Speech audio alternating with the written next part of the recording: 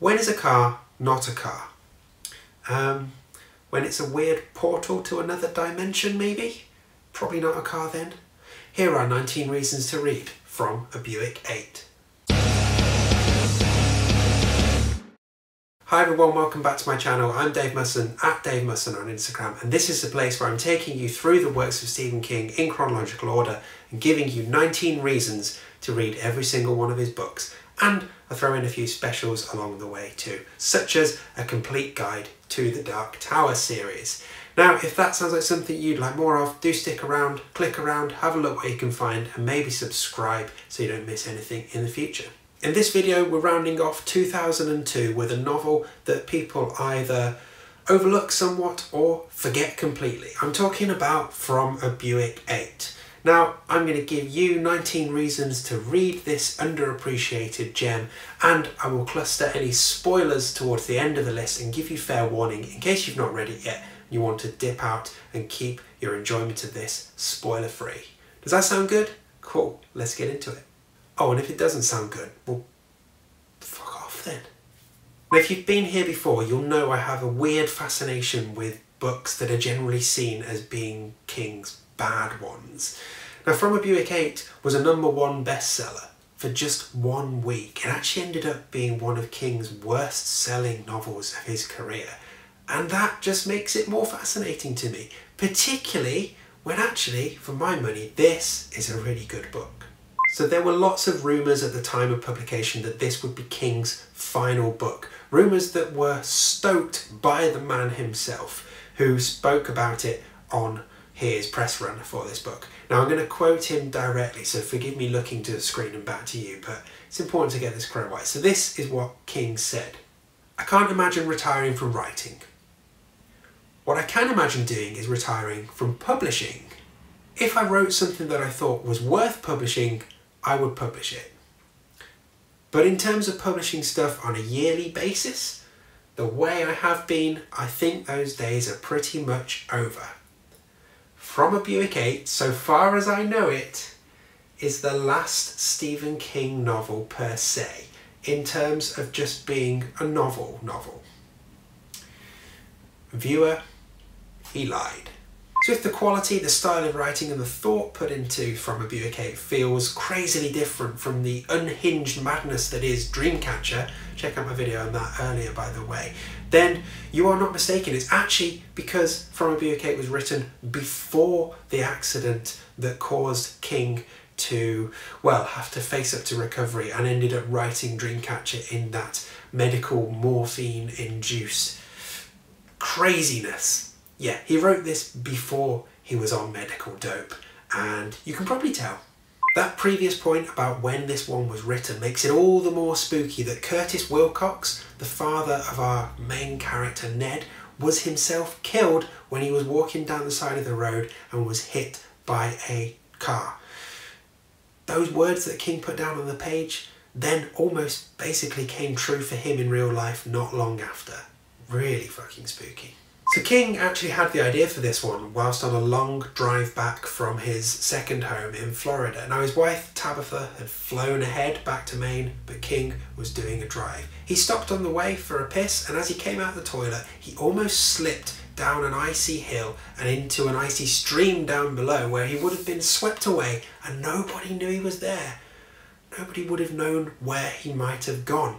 That was enough of an idea for King's brilliant brain to start whirring, and by the time he'd got back to Maine, he'd pretty much got the bones of this story set out in his head. So what's the hook here? Well, we're in the company of Troop D, a police barracks in western Pennsylvania where the previously mentioned Curtis Wilcox had worked. Since his death, his son Ned has been volunteering at the station, washing windows, cutting grass, and generally just becoming part of the wider family. Now, he clearly has got some issues with his dad's death and he wants to try and feel closer to his dad, and that's understandable. And the rest of Troop D just kind of take him in as one of their own and start letting him into their world and their secrets. One of those secrets is hidden in a shed outside the back of the police barracks. It's a weird purple car that kind of looks like a Buick, but also doesn't look like a Buick. Turns out that car is far more than just a car, and it was brought in by Ned's dad. And over the course of the rest of the story, we hear this car's incredible history, we learn about all the weird experiments that Curtis had played on it, and we understand all of the strange things that this car spits out and has taken away. So what sort of things does this car do then? Well, it causes flashes of lightning to go around, it spits out half-dead weird bat things, and it can heal itself. Oh, and it also sucks people into another world and makes it so you never see or hear from them again. Sorry, always forget that one. Such an easy one to overlook. So, spooky car. You're thinking, we've been here before, right? We had Christine in the 80s. But From A Buick 8 is very, very different to that old Plymouth. Although, interestingly, both of these creepy car books do take place in Pennsylvania. Another question you might have is around this book's title, which is a bit clunky and strange. Well, actually it's quite simple. It's inspired by the Bob Dylan song From A Buick 6, which is equally clunky and a bit awkward. It's not a great title, let's put it that way. Now, the overarching theme of this one is about wanting answers and just never getting them. Ned wants answers about his dad, everyone who encounters the Buick wants answers about the car, and they just never get it.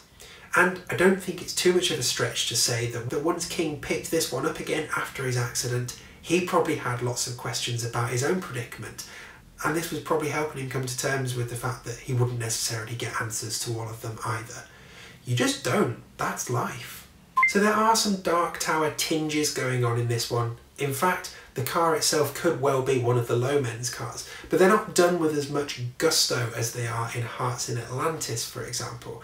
Now, this could be good or bad. If you're a big Dark Tower head, then the way they're just hinted at will probably frustrate you. But if you've not read the Tower, or you're not into the Tower, but you're willing to accept a little bit of fucked up weirdness, then you'll like this story fine.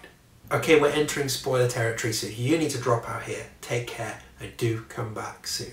Okay, let's talk about Troop D's dog, Mr. Dillon. Floyd, shut up! Fucking dogs.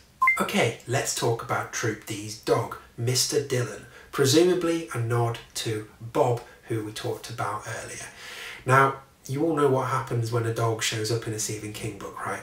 And the fate of Mr. Dillon is one of the most horrific I've ever seen happen to a dog in King's pages. He is burnt alive by the tentacles of a weird alien thing that comes out of that car, and it is quite horrific to read. I mean, come on, King, just kill some fucking cats for a change, right?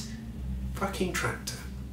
We're just entering the new feature on my channel of spot the moment the tractor drives past while I'm trying to record.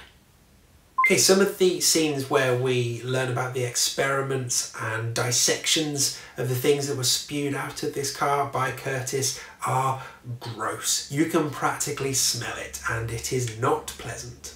Something I really like about this book, it's a really simple idea, but it's just how off the car is. It just never feels right. It's like this alien thing is done its best to try and take the form of something humans would recognise and accept, and yet just gets a few things wrong, and it makes it unsettling and creepy. It's really well done. Some of the scariest parts of this book actually happen off screen or off page, especially the bit where low-life scum Brian Lippy just vanishes. Again, it's really creepy. So there are some nice nods to other King works in this one. We have some stuff going on at Horlicks University. We have the troopers driving around in car D19. And there's even an academic called Dr. Maturin. Oh, and of course, because it's King, we can't see a female character without commenting on some part of her body. In this instance, we get the following lovely quote. One of the female characters puts her backfield in motion as she's walking away from some of the men. Oh, and the big boss at the police station, his name is Sandy Dearborn. We've heard that name Dearborn before, haven't we? In Wizard and Glass. So lastly, considering King is always given a bit of shit for not landing his endings, I think the ending lands really nicely in this one. Ned becomes a cop, which is kind of predictable. We get a really clever fake-out ending involving some of the people, and then we get a lovely twist at the end. Remember how I said the car can heal itself? Well, at the end of this one, we learn that the Buick has got a crack in its windscreen, and that crack isn't going away. Maybe at last, the Buick is finally dead. So there we go, 19 reasons to read From a Buick 8, a forgotten book, much overlooked, that is actually well worth your time. If you're a fan of this one, let me know in the comments below.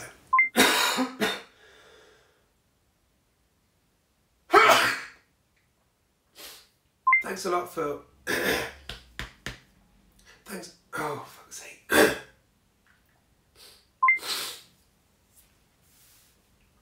Thanks a lot for stopping by my channel and checking out my videos. Fucking bastard.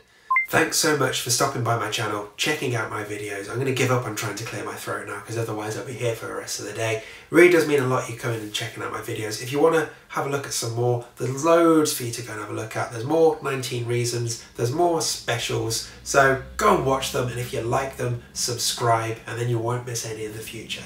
We're up to 2002, which means we've still got another 20 years of content to cover, so there's plenty more coming. Don't you worry about that. And if you want to come and say hi on Instagram, I'm at Dave Musson. Do drop by and say hello. Next time for our book episodes, we're starting the final push towards the Dark Tower, so do come back for that. It's gonna be quite a journey. Other than that, take care, thanks for coming, and I will see you again soon.